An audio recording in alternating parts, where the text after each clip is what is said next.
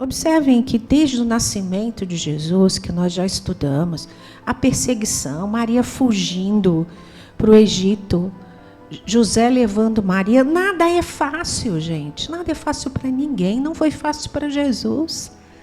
E ele também nunca nos prometeu facilidade.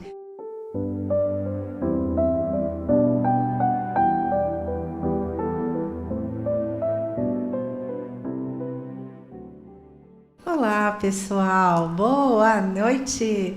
Salve Jesus, salve Maria Santíssima. E graças a Deus chegou domingo. É o dia do nosso amado Evangelho no Lar, que você está aí aguardando no Brasil e no mundo, porque eu vejo pelos comentários que tem muita gente de outros países, né, que nos dão a honra de estar com a gente.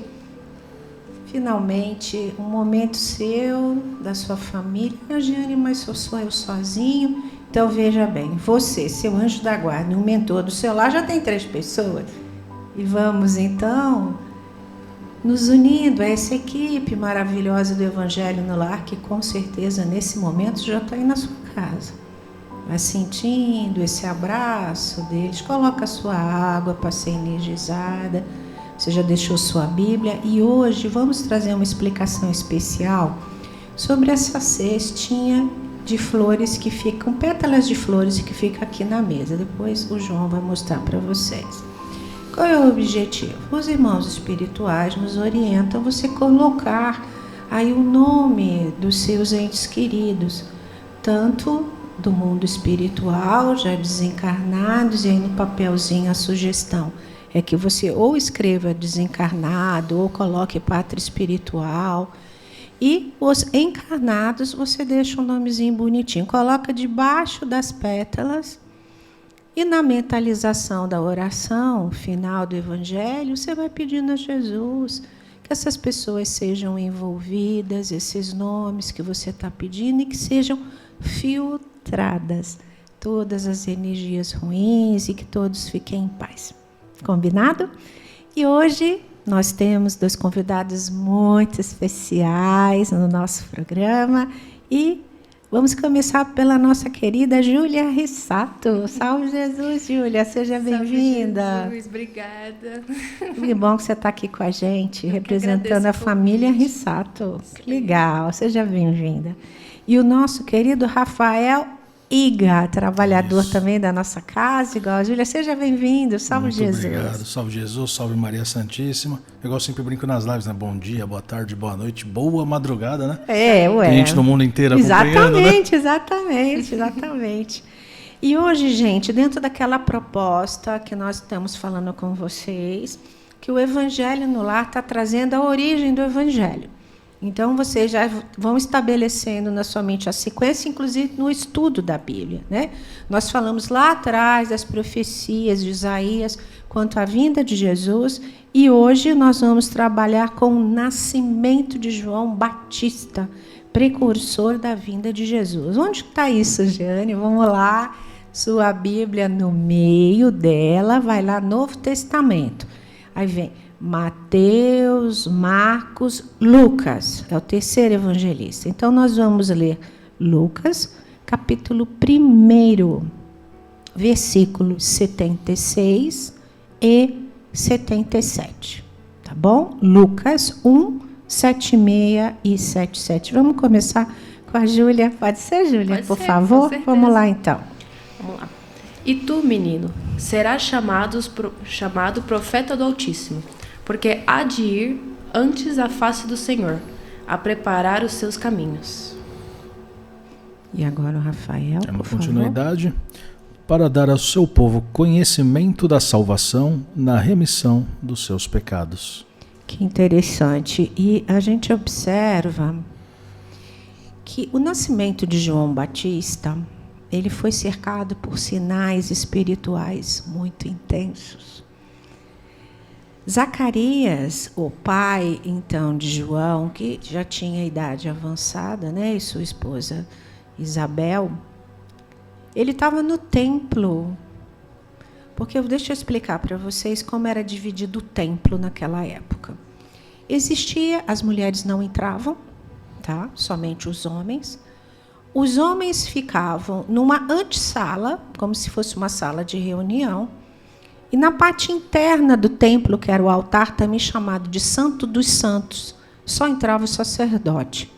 E o sacerdote levava os pedidos, as orações e as ofertas das pessoas que ficavam lá fora. Num desses momentos que Zacarias estava trabalhando, né, orando nos Santos dos Santos, ele recebeu a visita de um anjo que falava, então, que ele seria pai. E ele, apesar, né, de ser um sacerdote, ele, no primeiro momento, ele duvidou. E ele fez assim, mas como isso vai acontecer se tanto eu e a minha esposa já temos idade avançada? E, por conta disso, ele ficou completamente mudo. Nossa, Giane, que Jesus mal. Como é que acontece uma coisa dessa? Pois é. E nós vamos estudar aqui todo o Evangelho, que existem momentos em que isso aconteceu. Não é maldade, é para que aquele momento que ele ficou sem voz, ele tivesse consciência daquilo que ele pediu a vida inteira. Porque ele queria um herdeiro. Isso acontece muito na nossa vida, né, Júlia? A gente ora, e por vezes quando chega a bênção, não, veja bem, não é bem isso, como é que é? Como é que faz, né? Como que fica, então, essa postura daquele que se diz cristão em fazer um pedido e na hora que vem a bênção, ou está na iminência de receber aquilo que ele pediu, não, bem, não sei se é isso que eu quero. Como é que é isso? Eu acho que às vezes a gente não entende aquilo que Deus preparou para a gente. Eu tenho certeza que Ele atende nossos pedidos, mas não necessariamente da forma que a gente quer, né? Essa é a questão, né? A gente, vamos supor, no caso do pai Zacarias, eu quero ter um filho, mas eu quero ter um filho novo, com a idade. Não quero ter um filho com idade. Como né? No tempo de Deus também, né? Exatamente, né, Rafael? Porque, assim, a gente pede, né? E a missão de João foi uma missão, aliás, de todo, né? Aqueles que... Aliás, Amélia Rodrigues, através do Divaldo, tem um livro que se chama Na Corte de Jesus. E ela explica exatamente esses espíritos que vieram antes de Jesus. Preparar, né, tudo. Preparar a chegada dele e mais, até aqueles que... Algumas pessoas falam assim, Giane, mas...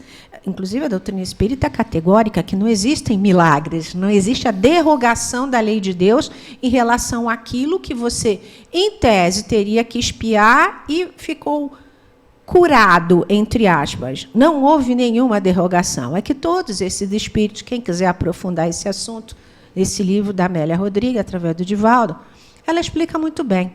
Existiam alguns espíritos que já tinham adquirido aí algum galardão, mas tinha aquela pontinha que ainda precisava arrumar. E essa pontinha que ainda precisava arrumar, então eles falaram assim, então nós vamos vir em missão, né?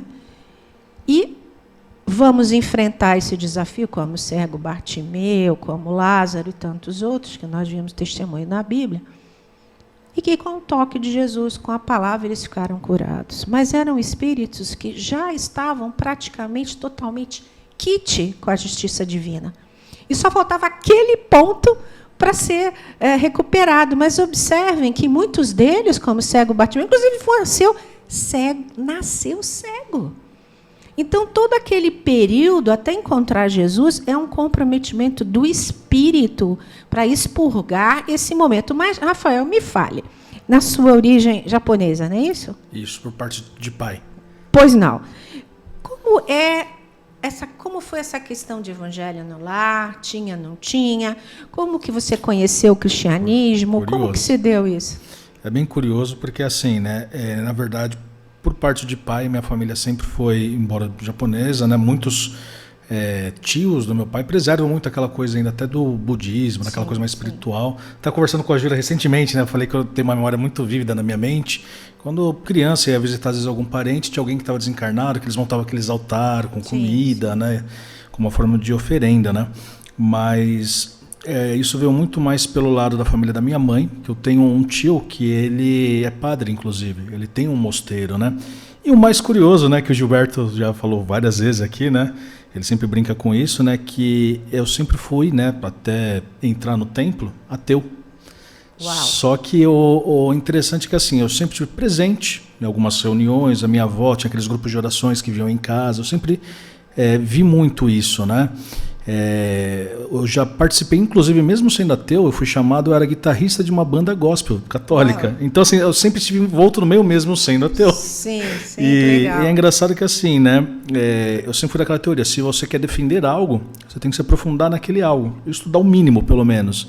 Então, o meu contato com a Bíblia, mesmo que antes do próprio templo, foi nessa época porque eu falava, se eu não quero acreditar, eu falo que algo não existe, então deixa eu estudar um pouco. Perfeito. Então foi aí que eu comecei, né, a me envolver um pouco mais com a Bíblia. E aí, chegando no templo, foi como eu fui aprendendo, vendo outras coisas e a cabeça vai mudando também. Sensacional. Eu vejo que todos nós temos nosso momento, nosso despertamento. Né? Claro, a nossa origem espiritual, ela é sempre marcada e a reencarnação vem naquela família correta. Então, com certeza, toda a inspiração que você recebeu da origem, né, paterna é muito importante, porque o que nós aprendemos aqui com Jesus, inclusive, e principalmente aqui no Evangelho no Lar? A Bíblia, obviamente, ela tem toda uma parte humana e tem, obviamente, toda uma parte profética. Zacarias, por exemplo, lá, ao descrer do poder de Deus em relação ao seu pedido, ele estava exercendo aquela função dele de homem reencarnado, passível como qualquer um de nós de duvidar. Só que, quando o anjo deu a ordem e falou, então você vai silenciar fisicamente até que o menino nasça, e ele, pai, já sabia qual seria o nome do filho, que seria João, e ninguém sabia, e vieram perguntar para ele qual vai ser o nome do menino. E ele só se comunicava escrevendo, né, para as pessoas entenderem. Na hora que ele escreve o nome do João, a fala dele volta. Então, isso é importante para nós, principalmente nessa noite, focarmos ainda mais a nossa fé naquilo que nós pedimos. Observem que desde o nascimento de Jesus, que nós já estudamos, a perseguição, Maria fugindo para o Egito, José levando Maria, nada é fácil, gente. Nada é fácil para ninguém, não foi fácil para Jesus. E ele também nunca nos prometeu facilidade. A única coisa que ele pede, né, Júlia? Tem de bom ânimo. Sim. Eu venci o mundo, vocês vão vencer também. Mas a promessa de Jesus, Júlia, no coração, por exemplo, você está quantos anos? 23. 23, os gloriosos 23 anos.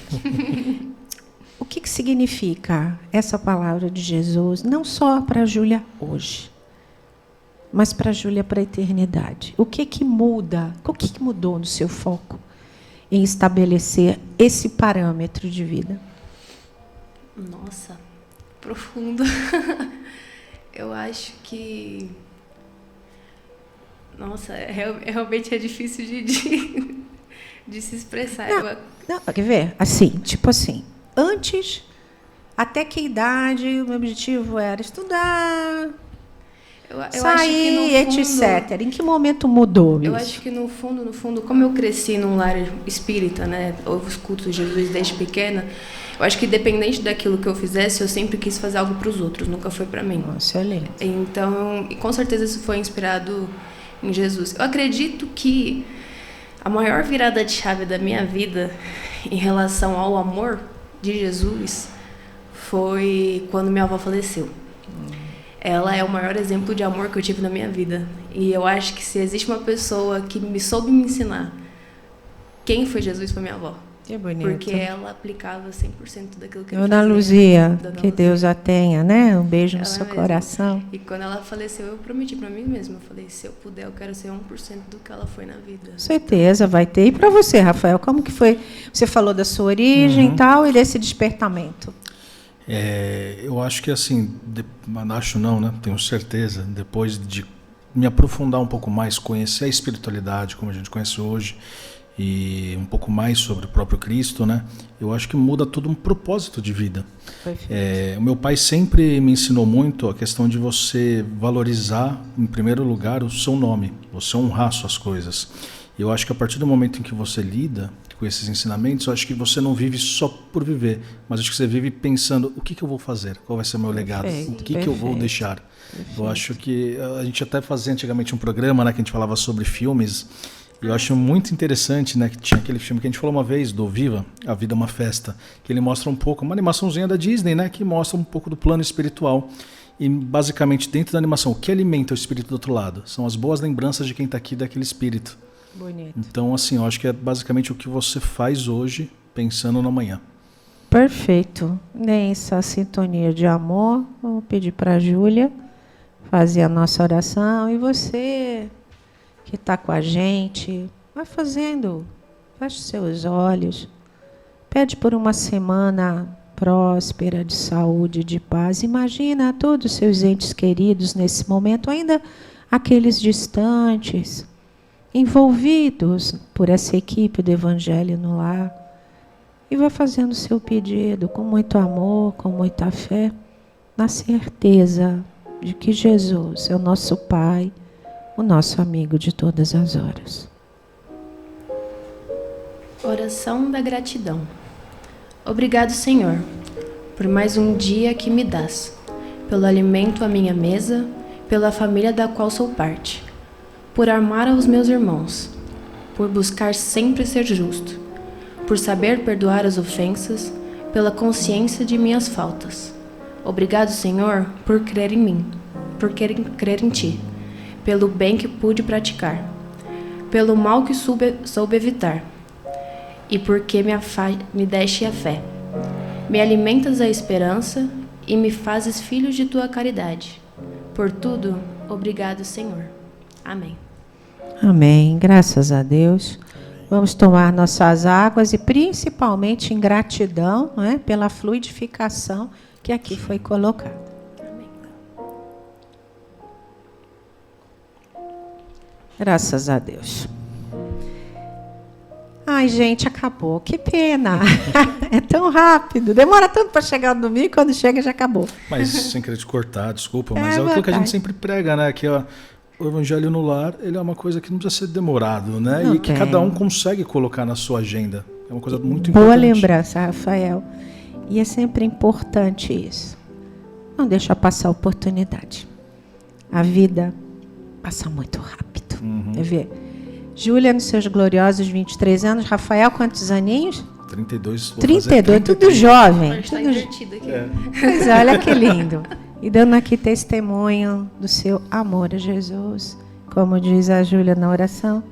Gratidão, Senhor, por eu ter a fé. E gratidão por vocês estarem aqui com a Eu gente. que agradeço. Nós Nesse que agradecemos. programa, nesse momento tão especial. Sempre uma satisfação. Voltem sempre. Obrigada. Obrigado. Salve, Jesus. Salve Jesus. Maria Santíssima. Salve, Maria Santíssima. Salve, Tchau, Maria gente. Santíssima. Beijo no coração. Até a próxima. Fiquem com Deus.